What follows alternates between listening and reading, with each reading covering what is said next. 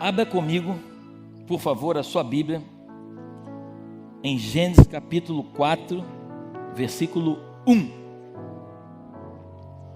Coabitou o homem com Eva. Que homem? Adão. Sua mulher. Esta concebeu e deu à luz a Caim. Então disse: adquiri um varão com o auxílio do Senhor. Depois deu à luz a Abel, seu irmão. Abel foi pastor de ovelhas e Caim lavrador. Aconteceu que no fim de uns tempos, trouxe Caim do fruto da terra uma oferta ao Senhor. Abel, por sua vez, trouxe das primícias do seu rebanho e da gordura deste. Agradou-se o Senhor de Abel e de sua... Preste muita atenção nisso.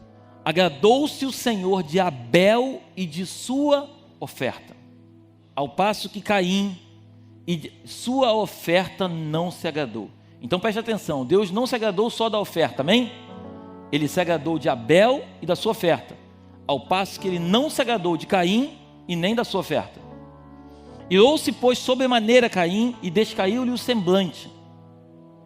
Então lhe disse o Senhor: por que andas irado? E por que descaiu o teu semblante? Se procederes bem, não é certo que serás aceito? Se todavia procederes mal, eis que o pecado jaz à porta. O seu desejo será contra ti, mas a ti cumpre dominá-lo. Disse Caim a Abel, seu irmão: vamos ao campo. Estando eles no campo, sucedeu que se levantou Caim contra Abel, seu irmão, e o matou.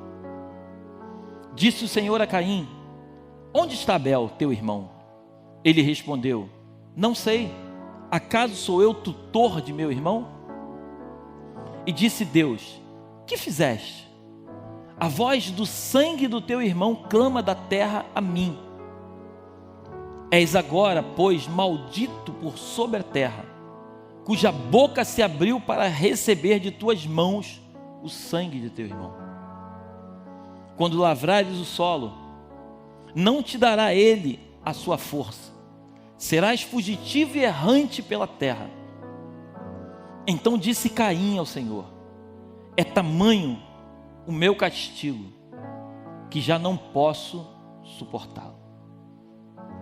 Eis que hoje me lanças da face da terra, e da tua presença hei de esconder-me. Serei fugitivo e errante pela terra. Quem comigo se encontrar, me matará. O Senhor, porém, lhe disse: assim, qualquer que matar a Caim será vingado 7 vezes. E pôs o Senhor um sinal em Caim, para que o não ferisse de morte quem quer que o encontrasse. Preste atenção nisso agora. Retirou-se Caim da presença do Senhor e habitou na terra de Nod, ao oriente do Éden. Feche seus olhos, por favor, e coloque a mão sobre o seu coração. Pai, como nós chamamos, Tu és e sempre será o único Deus da nossa vida. Sabemos que a nossa força vem somente de Ti, a nossa esperança está em Ti. Entramos por essas portas acreditando que Tu falarás conosco de uma forma sublime, aonde nós sairemos daqui completamente transformados pelo poder da Tua glória. Não permita de modo nenhum que nenhuma palavra que saia deste altar possa vir de um homem que não tem nada para acrescentar, mas que somente a Tua palavra venha fluir dos meus lábios. Eu te peço nesta noite, me usa, Pai, me usa com poder e graça. Não se afaste de mim um só segundo, mas que a Tua presença seja manifesta neste culto de uma forma tão palpável, mas tão palpável, que cada um de nós possa verdadeiramente ter a certeza que o Senhor está aqui. Eu entrego esse culto em Tuas mãos, Te entrego a palavra diante do teu altar e usa-me, Pai, conforme a tua vontade, o teu querer, em nome de Jesus, amém. Dê um aplauso bem forte a Deus.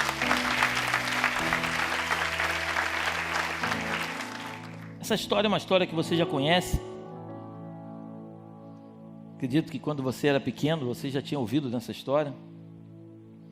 Mas o que me deixa apaixonado na Bíblia é que a Bíblia, ela é rica em detalhes. Todas as vezes que nós lemos o mesmo texto, Deus sempre fala conosco de uma forma diferente, amém? Amém ou não? Amém. Todas as vezes que você medita numa passagem, Deus vai sempre falar contigo de uma forma diferente. Porque a palavra de Deus diz que Ele é uma fonte inesgotável. O nosso Senhor, Ele é o Deus da glória e Ele tem o poder e o controle nas mãos. E eu quero que você comigo fique preso a esse momento da Bíblia. É importante você entender que Adão e Eva, eles pecaram e eles foram separados da glória de Deus. Eles foram expulsos do jardim. Eles acham que tudo está literalmente perdido, até que chega um momento em que eles têm um filho, e nasce Caim.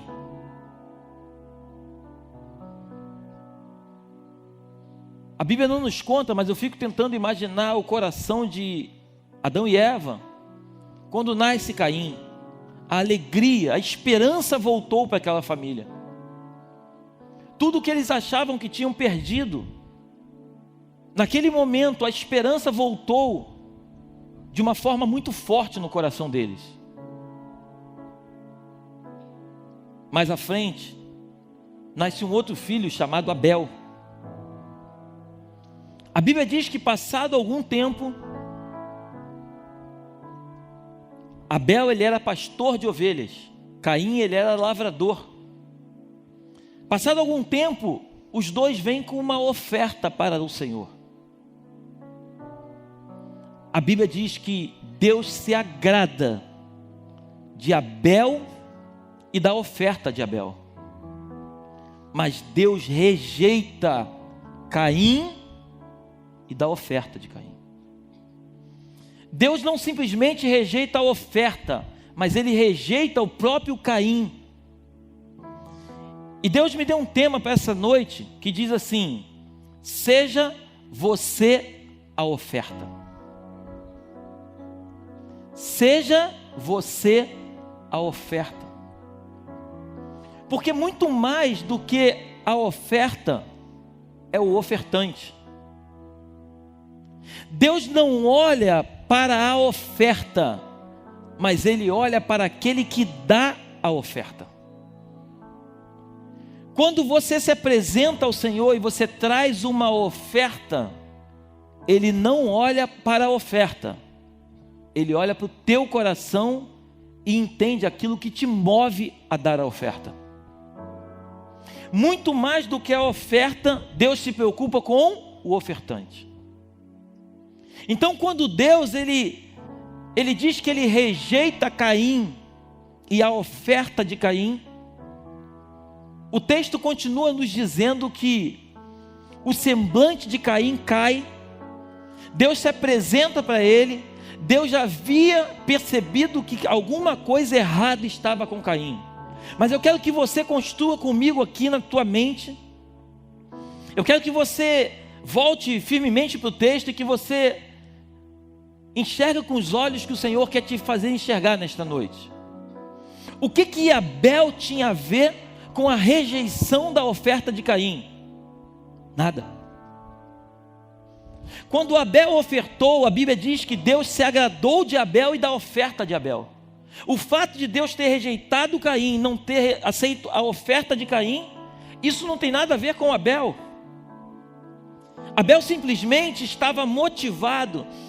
Deus se agradou de Abel não por aquilo que Abel ofereceu, mas Deus se agradou de Abel por aquilo que Abel colocou no seu coração para oferecer.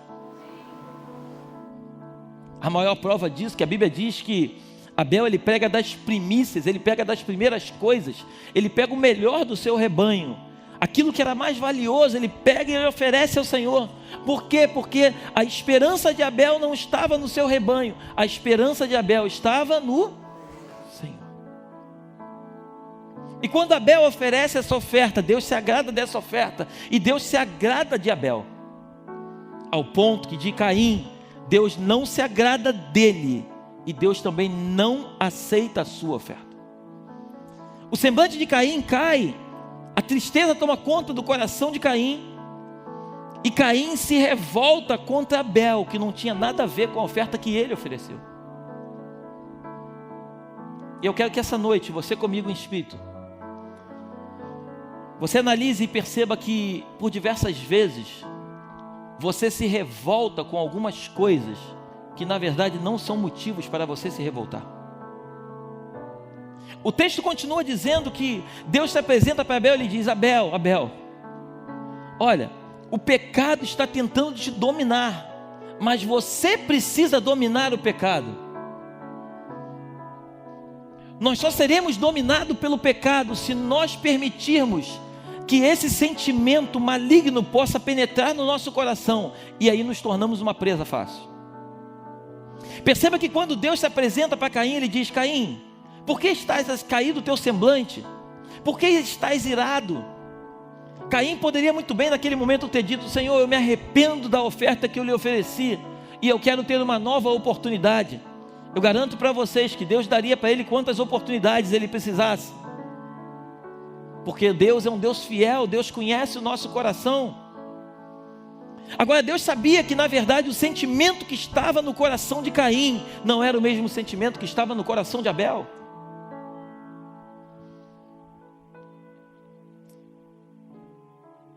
Coloca por favor para mim Hebreus capítulo 11, versículo 4. Pela fé. Por onde? Fala mais alto. Por onde? Pela fé. O escritor dos Hebreus ele escreve: Abel ofereceu a Deus mais excelente sacrifício do que Caim, pelo qual obteve testemunho de ser justo, tendo a aprovação de Deus quanto às suas ofertas. Por meio dela, também mesmo depois de morto, ainda fala. O que o escritor está dizendo é o seguinte: mesmo depois de Abel ter sido morto, a oferta dele continua falando, porque ele ofereceu pela fé. Abel não ofereceu para Deus qualquer coisa. Abel ofereceu para Deus algo que para ele era valioso, mas que ele entendeu que através da fé que ele tinha no seu Senhor, ele pôde compreender que Deus era a coisa mais importante para ele, e tudo aquilo que tinha valor passava a não ter valor nenhum, porque ele estava diante daquele que realmente é o valor. Então ele pega aquilo que aparentemente tem valor e apresenta para aquele que é dono do valor. E por essa fé Deus se agrada do coração de Abel. Enquanto a partir da Caim, a Bíblia não nos diz, mas Caim, se você parar para refletir, o sentimento no coração de Caim foi um sentimento de inveja, foi um sentimento de raiva, de rancor com a vida do seu irmão. Ele ficou muito mais preocupado com o sentimento que Deus demonstrou para com o seu irmão do que propriamente pela oferta que ele ofereceu a Deus. E o que o Senhor me trouxe essa noite para trazer ao teu coração é que muito antes de você se colocar numa posição de ficar irado, de ficar murmurando, de ficar reclamando da vida, é que você perceba literalmente qual tem sido a sua oferta. Que você perceba nessa noite o que você tem ofertado ao Senhor. E eu não digo de valores, porque se tem uma coisa que Deus não está preocupado é com isso. Deus não está nem aí para o que você tem, porque foi Ele quem te deu. Deus está preocupado por quem você é. E os valores verdadeiros para Deus não são aqueles valores que você carrega no bolso, são os valores que você carrega no coração. Esses valores hoje estão e amanhã não estão mais, mas esses valores é que realmente têm importância para o Senhor. E de acordo com os valores que você carrega aqui, O Senhor vai se agradar ou não da sua oferta.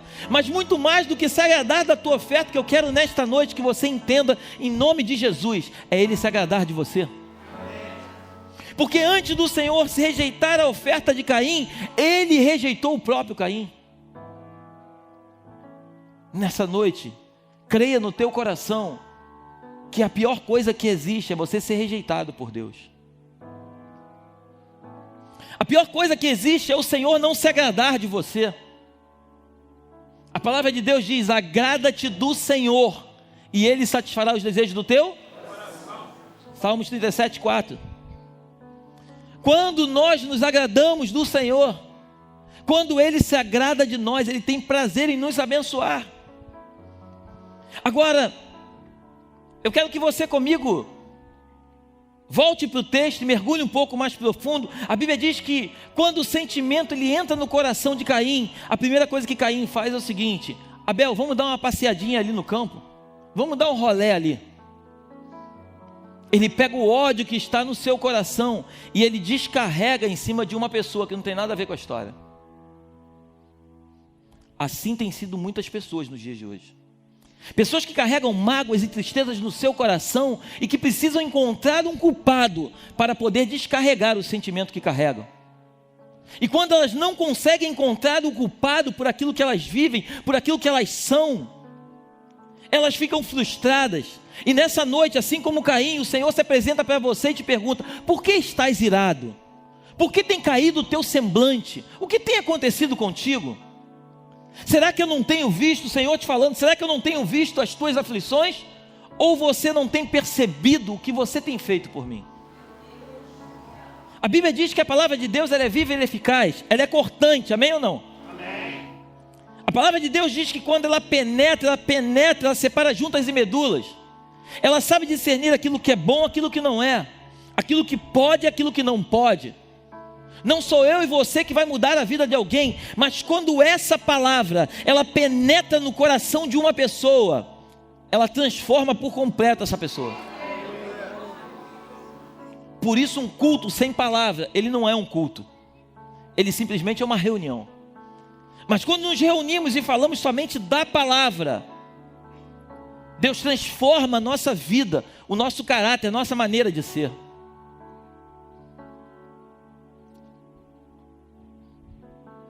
Conversava com um amigo hoje, e eu disse para ele o seguinte: que uma vida com Deus é como se fosse uma estrada, e você vem caminhando por ela, e quando chega um momento, a Bíblia lá nos fala em Deuteronômio capítulo 30, versículo 15: eis que põe diante de ti a bênção e a vida, a maldição e a morte, você escolhe.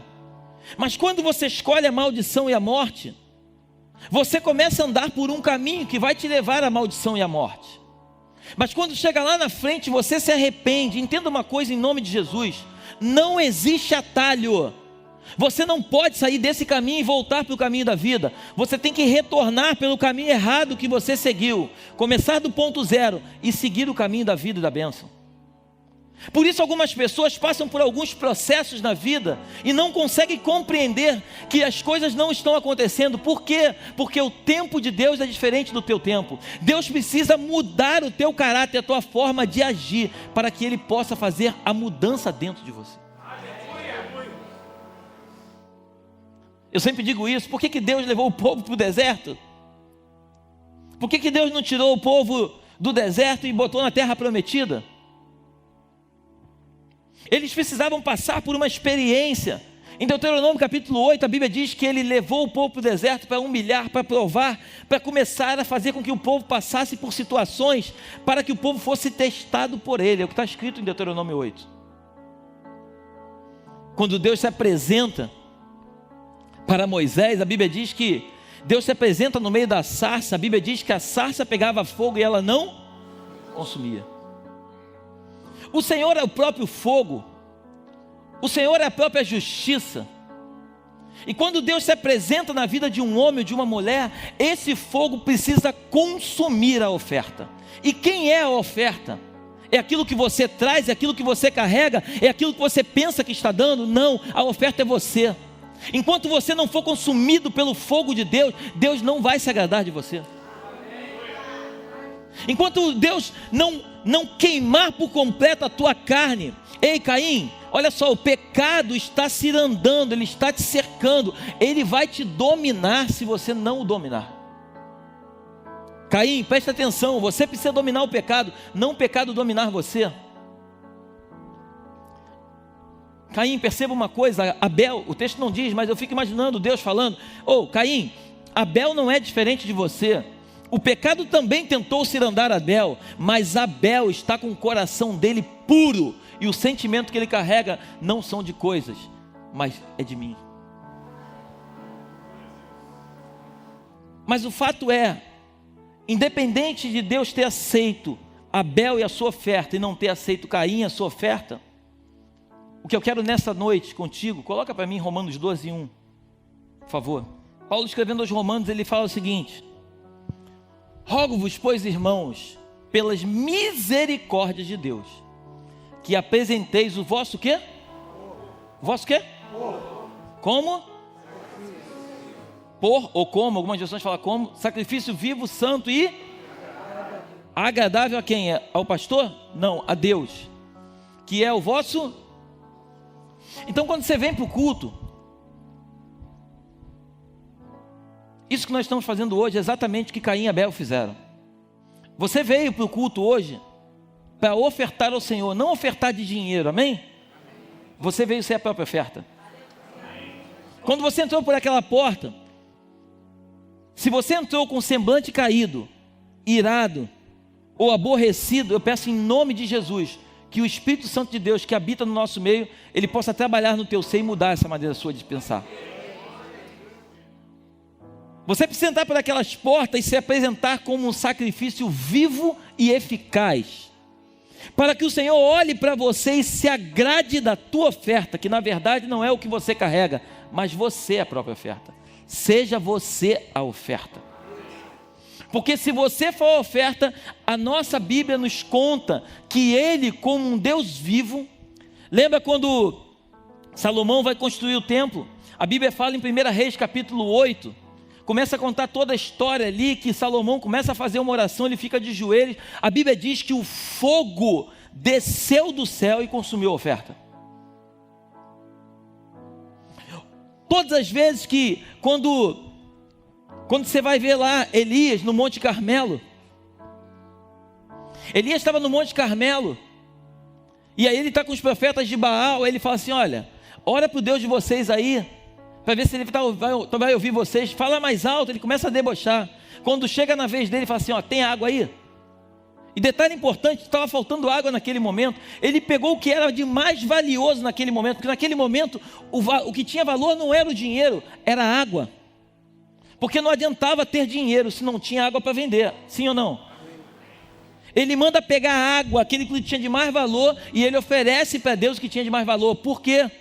Porque ele sabia que aquilo que era importante para as pessoas em Israel não era tão importante quanto o Deus de Israel. Ele falou assim: coloca a água aí, fez uma calha e mandou botar água. A Bíblia diz que quando ele ora, o fogo consome a, fala mais alto, consome a oferta. O fogo consome a oferta. E quem é a oferta nos dias de hoje? É você. Quer agradar a Deus?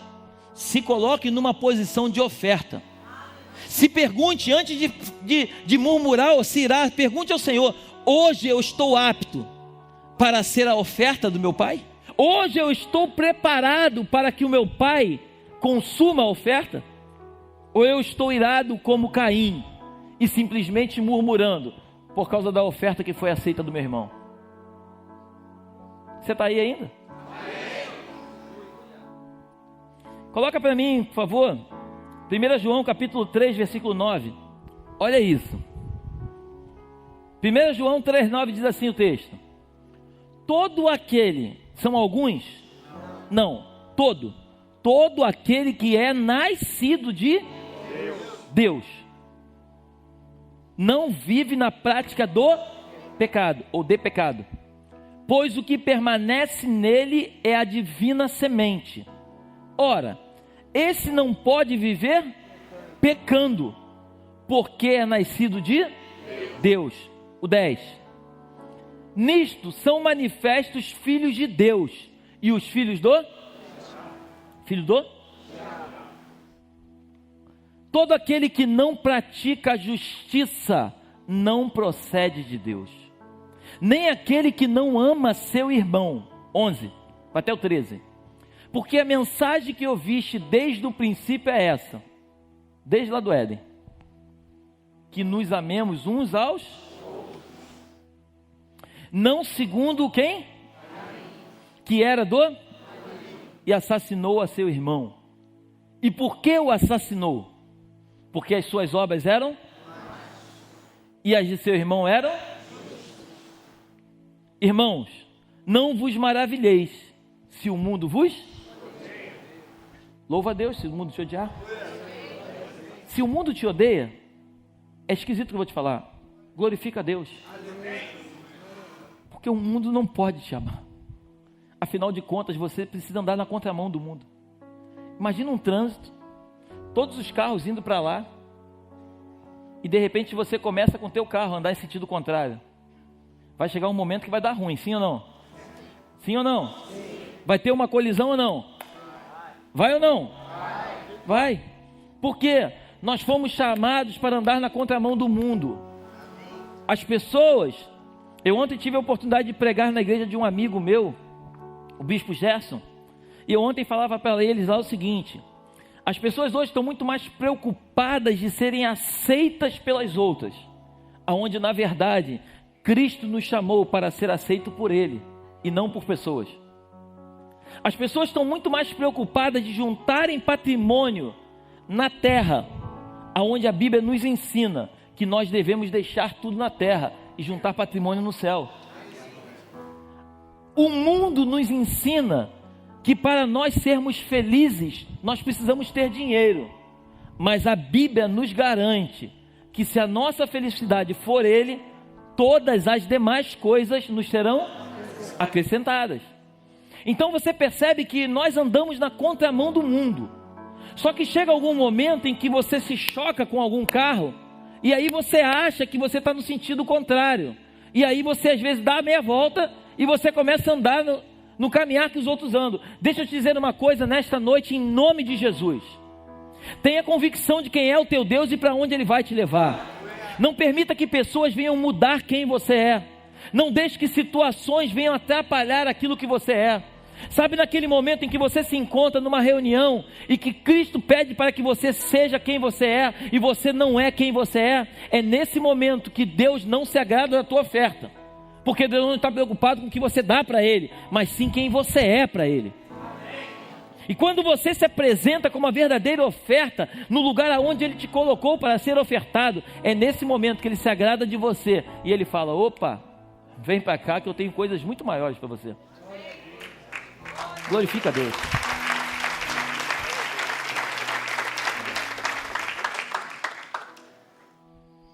Provérbio 21, 27, 27. Olha isso. O sacrifício dos perversos já é abominação. Quanto mais oferecendo com intenção maligna. Vou tentar te explicar melhor. Não deixa lá. O sacrifício dos perversos já é abominação. Quanto mais oferecendo com intenção maligna. De acordo com a tua oferta, Deus vai responder com promessa. De acordo com o teu coração, Deus vai se manifestar. A Bíblia diz que tudo que o homem semeia, ele colhe. Sim ou não? A Bíblia diz que nós somos a própria oferta, né?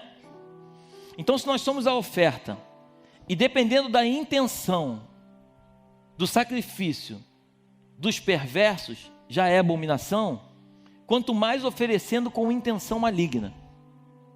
Talvez você não esteja entendendo muito bem o que esse texto está dizendo. Mas quando você pede a Deus alguma coisa, em que a intenção do teu coração não é de acordo com aquilo que Ele espera de você, isso se torna maligno. Deus Ele tem prazer em te abençoar, quando o teu propósito é abençoar o reino dele. Deus não tem prazer em abençoar uma pessoa, para que essa pessoa seja abençoada somente. Deus tem prazer em abençoar essa pessoa, para que essa pessoa abençoe o reino. Quando existe um propósito no coração de alguém, para que o nome, o reino de Deus cresça, ele tem prazer em abençoar essa oferta. Mas quando o propósito é benefício próprio, Deus não tem parte com essas pessoas. Porque Deus não botou o homem na terra para viver as maravilhas da terra somente. Porque a terra vai passar, e quando a terra passar, o que será do homem que viveu as maravilhas da terra? Por isso a Bíblia diz que a tua esperança, Paulo, ele dizia o seguinte: olha, eu passei por tribulação, eu passei por luta, peguei ventos, tomei surra, apanhei, tudo que tu imaginar eu vivi, mas eu sei a coroa que está proposta para mim, eu sei para onde eu vou e aquilo que me espera. A esperança de Paulo não era viver aquilo que as pessoas do mundo gostariam de viver e continuam querendo viver. A esperança de Paulo era viver aquilo que havia proposto para ele viver. E se você entender desta forma, você talvez diga no seu coração: mas pastor, então você está dizendo que nós temos que viver essa vida aqui de qualquer jeito, aguardando somente a esperança no futuro? Não estou dizendo isso. Eu estou dizendo que se a tua esperança for viver a eternidade com Cristo, Deus por si só vai se agradar da tua oferta, porque a tua oferta é agradável a Ele. E quando Ele se agrada da tua oferta, tudo que você deseja nesta terra, Ele por si só vai começar a trazer para a tua vida, desde que essas bênçãos possam fazer com que o nome dEle seja exaltado. Você está aí? Amém. É assim que funciona o reino. Uma vida com Deus é uma vida simples. O que é humildade? Humildade é andar de calça rasgada? Andar maltrapilho? Isso é humildade para você? É? Não. Isso é relaxamento. Porque independente da pessoa ter ou não ter, o fato dela andar rasgada é diferente. Humildade é você entender que tudo que você tem não é pelo teu braço forte, mas sim porque o teu Deus te proporcionou isso. Isso é humildade. É você andar de carro zero, andar de avião, andar de helicóptero, porque Deus se agrada. A Bíblia diz que Deus tiraria do ímpio para dar para o justo. Isso é bíblico. Deus se agrada que você tenha coisas, mas as coisas não podem ter você. Você foi criado para ter as coisas, mas as coisas não foram criadas para ter você. Por isso, quando Deus olha para Caim e para Abel, Ele não olhou para a oferta, Ele olhou para o ofertante. Por isso Deus se agrada primeiro da pessoa, para depois se agradar da oferta. Quando nós vamos lá para o gasofilácio, aquela velhinha lá, a Bíblia diz que ela botou 2 moedinhas, Jesus estava olhando lá, e se você ler com calma, eu já falei isso certa vez aqui, a Bíblia diz que as pessoas vinham e ofertavam muito, é o que está escrito na Bíblia. As pessoas vinham, eu fico imaginando os dias de hoje, as pessoas chegando no gasofilácio e colocando muito dinheiro, e Jesus sentado do lado com os discípulos, e ele só olhando. Aí vem uma senhora, aí coloca 2 moedinhas, Jesus olha para o chefe e fala assim, ó, está vendo essa senhora? Ofertou mais que todos eles. Por quê? Porque não foi o valor da oferta, ela era a própria oferta. O que estava no coração dela é que moveu o coração de Jesus, não foi o que ela colocou no gasofilácio. Porque aquilo que ela colocou no gasofilácio, antes de chegar nas mãos dela, foi o Senhor que havia dado para ela. Aqueles homens, quando chegavam lá e depositavam muito, antes daquele muito chegar no gasofilácio, antes de passar pelas mãos daqueles homens, havia passado pelas mãos de Jesus. Você compreende? A Bíblia diz que tudo vem dele, tudo é para ele. Por ele e para ele são todas as coisas, não diz que são algumas coisas, são todas as coisas. Então todas as coisas são para ele, para o louvor dele, para a glória dele. Amém? E eu quero fechar a minha mensagem. A Bíblia nos conta uma história de um homem chamado José. É uma história muito conhecida, você conhece a história? José, ele tinha vários irmãos. José foi o 11º. A Bíblia diz que o seu pai amava mais José do que a todos os seus irmãos. O seu pai deu uma túnica para José. José, ele andava com aquela túnica para lá e para cá. O texto continua dizendo que tem um momento em que os seus irmãos, eles prendem José numa cisterna, pegam a túnica de José, colocam sangue nela, como se José tivesse sido morto por um animal. A Bíblia continua nos contando que José foi vendido como escravo, que você conhece a história. A Bíblia diz também que José foi parar na casa de Potifar, e tudo que ele tocava era abençoado.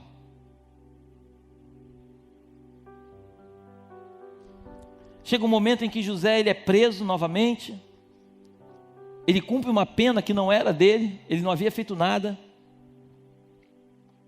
José assume o reino do Egito. A Bíblia diz que abaixo de Faraó só mandava mais que ele no próprio trono. Abaixo disso, José era o cara daquela região.